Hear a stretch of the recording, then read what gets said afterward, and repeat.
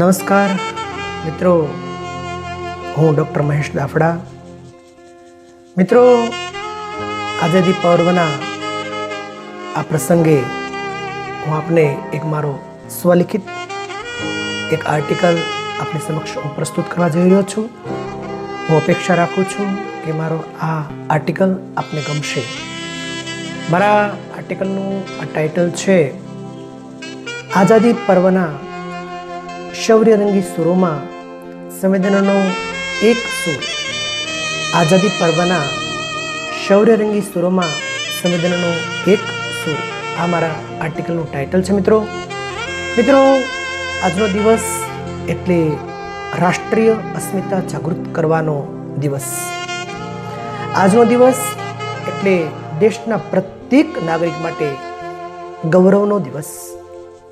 આ દિવસે, આ પવિત્ર દિવસે માર્ક ટ્વેઇન એમના એ શબ્દ આપણે યાદ કરીએ.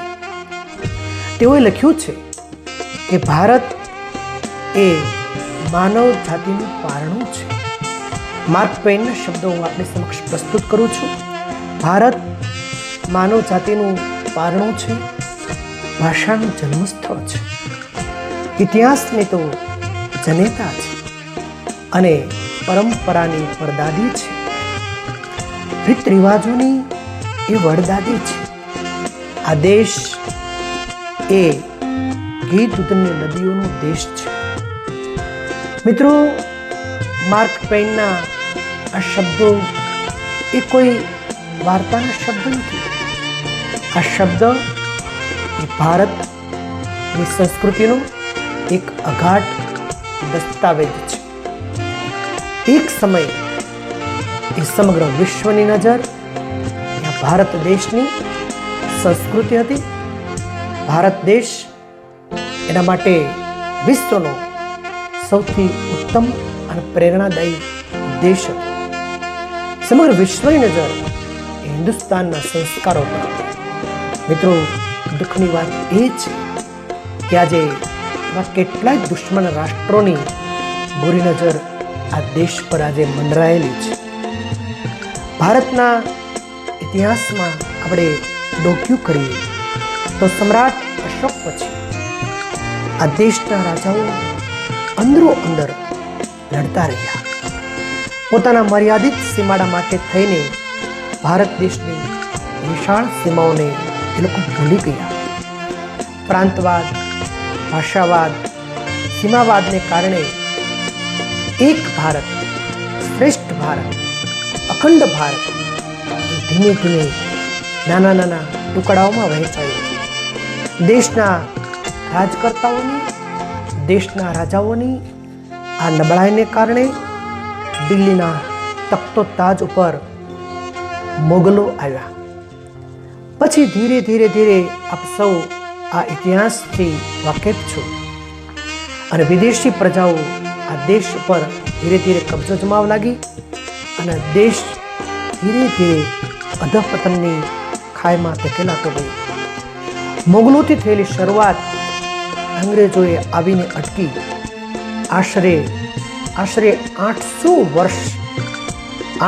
વર્ષ સુધી આ દેશ વિદેશી પ્રજાનો ગુલામ બનીને રહ્યો. માત્ર ને માત્ર એક કારણ, અંદરો અંદર જે પ્રાંતવાદ, સીમાડાવાદ હતો, એના કારણે વિદેશી પ્રજાઓએ આનો પુષ્કળ લાભ લીધો. મિત્રો, 800 વર્ષની કારની યાતનાઓમાં માર્ક ટ્વેઇનના એ શબ્દો વાસ્તવિકતાથી હજારો માઇલો સુધી દૂર જતા રહ્યા. વિદેશીઓની યાતનાઓએ દેશના પ્રત્યેક નાગરિકને અને તેના અર્થતંત્રને સાવ ખતમ કરી નાખ્યો. મા ભારતીના ખોળે રાષ્ટ્ર પુરુષોએ જન્મ લીધો, વીર બંકાઓએ જન્મ લીધો. ગુલામીની જંજીરો સામે આગ પ્રજ્વલિત થઈ. 1857ના વિપ્લવે વિદેશીઓના ગાલ પર જોરદાર તમાચો માર્યો. પરંતુ મિત્રો, 1857ના વિપ્લવને એ ધારી સફળતા ન મળી. કારણ ફરી પાછી એની એ જ વેદના સામે આવી. 1857ના વિપ્લવના ઘણા બધા પરિબળો, નિષ્ફળતાના ઘણા બધા પરિબળો, એમાંનું એક પરિબળ કે કેટલાય રાજાઓએ અંગ્રેજ તરફી રહ્યા અને આ દેશને આઝાદી માટે તેઓ નિષ્ક્રિય રહ્યા. વિપ્લવમાં ભાગ જ ન લીધો એમ કહીએ તો પણ ચાલે. તેઓની આ નીતિને કારણે આંગણે આવેલી આઝાદી એટલે કે 1857ની એ આઝાદી પૂરા 90 વર્ષ પાછળ ધકેલાઈ ગઈ. વિદેશીઓ સચેત થઈ ગયા અને ફરી પાછી અંગ્રેજોએ પોતાની કૂટનીતિઓને પરાકાષ્ઠાએ પહોંચાડી. ફરી આઝાદીનો પવન ફૂંકાયો. મહાત્મા ગાંધીજી, સરદાર વલ્લભભાઈ પટેલ, સુભાષચંદ્ર બોઝ, ડૉક્ટર ભીમરાવ આંબેડકર જેવા અનેક રાજપુરુષોએ મા ભૌમને ખોળે જન્મ લીધો અને સ્વાતંત્ર્ય સંગ્રામમાં ઝંપલાવ્યો. બીજી તરફ ક્રાંતિવીરો શહીદ ભગતસિંહ, સુખદેવસિંહ, રાજગુરુ, ચંદ્રશેખર આઝાદ, ખુદીરામ બોઝ જેવા અનેક નરબંકાઓ, જેવા અનેક વીર પુરુષોએ પોતાની અલગ શૈલીથી વિદેશીઓની જડબાતોડ જવાબ આપ્યા. કવિઓ, લેખકોએ પોતાની કલમની તાકાતથી રાષ્ટ્રપુરુષો અને આવા નવલોહિયાઓમાં જન્મ પ્રગટાવી. દેશની ધરતી માટે અનેક શૂરવીરોએ પોતાની પ્રાણની આહુતિઓ. ભવ્ય દિવ્ય દિવસ એટલે 15મી ઓગસ્ટ 1947 દેશની ભવ્યતા સાથે દિવ્યતાનો એક દિવસ આશરે 800 વર્ષ ભારતની આઝાદીનો એક શ્વાસ. 15મી ઓગસ્ટ 1947ના દિવસે દિલ્હીના લાલ કિલ્લા પર તિરંગો લહેરાયો. આઝાદીની ગુગલો વાગી. સમગ્ર દેશ આઝાદીના રંગે રંગાયો. પરંતુ આ દેશ માટે પોતાની જિંદગીની એક ક્ષણ આપનાર, પોતાનું સર્વસ્વ અર્પણ કરનાર આ દેશના રાષ્ટ્રપિતા મહાત્મા ગાંધીજી કલકત્તાના એક ખંડેર જેવા મકાન હલ્દરી હાઉસમાં મૌન વ્રત સાથે ઉપવાસ પર ગયા. તેઓએ આ પ્રસંગે ન તો કોઈ રાષ્ટ્રજોગ પ્રવચન આપ્યું કે ન પોતાની કોરડીમાં રોષથી પ્રગટાવી. તેઓના અંતરના ઊંડાણમાં ખૂબ મોટી વેદના પડી હતી. એક તરફ આઝાદીની ગુગલો વાગી રહી હતી, બીજી તરફ હજારો સ્ત્રી પુરુષોની વેદના ચીસો સંભળાતી હતી. અનેક મોઢારા બાળકોના આક્રંદથી વાતાવરણમાં નરીસ વેદના ટપકી રહી હતી. કાશ આ વેદનાઓ અને ચીસોએ મહાત્માના કંઠ આત્માની અંદર મોટો ખળભળાટ મચાવ્યો. મિત્રો, આજે એવું લાગે છે કે દેશનો પ્રત્યેક વ્યક્તિ, દેશનો પ્રત્યેક નાગરિક આપણે આઝાદ કેવી રીતે થયા, આપણે આઝાદ કેવી રીતે થયા એનો ઇતિહાસ ચોક્કસ જાણે છે. પરંતુ મિત્રો, મારું માનવું છે કે એ આપણે ગુલામ કેવી રીતે થયા એ ઇતિહાસથી આજનો યુવાન, આજની પેઢી મને લાગે છે, મારું માનવું છે કે ખૂબ જ ઓછું જાણે છે. મિત્રો, આઝાદ કેવી રીતે થયા એના કરતાં આપણે ગુલામ કેવી રીતે થયા એના વિશે આજનો દિવસ એક ચિંતન કરવાનો દિવસ છે. કારણ કે આજે પણ જ્ઞાતિ, જાતિ, ધર્મ, સંપ્રદાય એવી અનેક વાડાબંધીથી આજે આપણે ફરી પાછા બંધાયા છે. જ્ઞાતિ ગૌરવથી ઘણી એક ફેશન આવી હોય.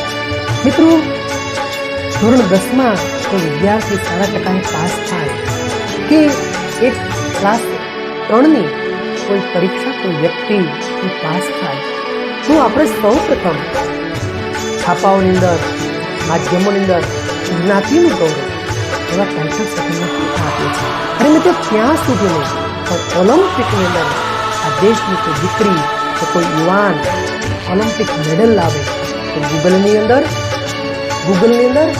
સૌ પ્રથમ વધુમાં વધુ એની કઈ જ્ઞાતિ છે મિત્રો એ સર્ચ થાય છે. ખૂબ જ દુઃખની વાત છે. We are India. We are Indian.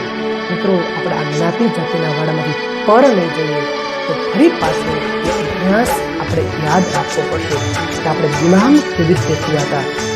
મિત્રો, માત્ર જ્ઞાતિ ગૌરવ પૂરતા મર્યાદિત ન રહી, પણ જ્ઞાન ગૌરવ સુધી વિસ્તરવાની જરૂર છે. મિત્રો, ફક્ત જ્ઞાતિ ગૌરવ પૂરતા મર્યાદિત ન રહી, પરંતુ જ્ઞાન ગૌરવ સુધી વિસ્તરવાની માત્ર વક્તૃત્વથી નહીં, યાદ રાખીએ, માત્ર વક્તૃત્વ નહીં, પરંતુ દેશ માટે કર્તૃત્વ નિભાવવાની પણ એટલી જ જરૂર છે. દેશને કેશલેસ બનાવવો ખૂબ જ જરૂરી, દેશને કેશલેસ બનાવવો ખૂબ જ જરૂરી, પરંતુ એના કરતાં વધુ જરૂરી હોય તો દેશને કાસ્ટલેસ બનાવવો અતિ જરૂરી છે. આ મારું માનવું છે કે દેશને કેશલેસ બનાવવો ખૂબ જરૂરી, પણ એના કરતાં દેશને કાસ્ટલેસ બનાવવો અતિ જરૂરી છે. માનવીય જીવનમાં ધર્મનું મહત્વ હોવું જ જોઈએ. We are all human beings. માનવની અંદર ધર્મનું મહત્વ હોવું જોઈએ, પણ સાથે સાથે આપણા કર્મનું મહત્વ પણ એટલું જ હોવું જોઈએ. દેશને વોટ બેંક સત્તાક ન બનાવીએ, દેશને વોટ બેંક સત્તાક ન બનાવીએ, પરંતુ પ્રજાસત્તાક બનાવીએ. દેશને સ્વપ્રસિદ્ધિનું સાધન ક્યારેય ન બનાવીએ, પરંતુ સર્વસિદ્ધિ તરફનું આપણે સૌ પ્રસ્થાન કરાવીએ. માત્ર સ્વ નહીં, પરંતુ સર્વસ્વ માટે કંઈક શુભ સંકલ્પ કરવાનો દિવસ. એટલે મિત્રો, આજનો આ 15મી ઓગસ્ટનો ભવ્ય અને દિવ્ય દિવસ. મિત્રો, મારા વક્તવ્યનો વિરામ આપું એ પહેલાં મને પૂર્વ વડાપ્રધાન માનનીય સ્વર્ગસ્થ અટલ બિહારી વાજપેયીજીની એક પંક્તિ યાદ આવે છે. હું અહીંયા તાકું છું, એ ભારત જમીન કા કોઈ ટુકડા નહીં. અટલજીએ જે શબ્દો લખ્યા છે એ મારા હૃદયપટ ઉપર સ્પર્શી ગયા છે. એ ભારત જમીન કા કોઈ ટુકડા નહીં, તો જીતા જાગતા રાષ્ટ્ર પુરુષ है. भारत ये कोई जमीन का टुकड़ा नहीं, ये तो जीता जागता राष्ट्र पुरुष है. हिमालय मस्तक है, कश्मीर उसका किरीट है. पंजाब और बंगाल दो कंधे हैं, पंजाब और बंगाल दो कंधे हैं. पूर्वी और पश्चिमी घाट दो बाहें हैं. कन्याकुमारी चरण है और सागर उसका पांव पखारता है. ये चंदन की, ये अभिनंदन की, ये वंदन की भूमि है. ये चंदन की, ये अभिनंदन की, ये वंदन की भूमि है. ये अर्पण की, ये तर्पण की, समर्पण की भूमि है.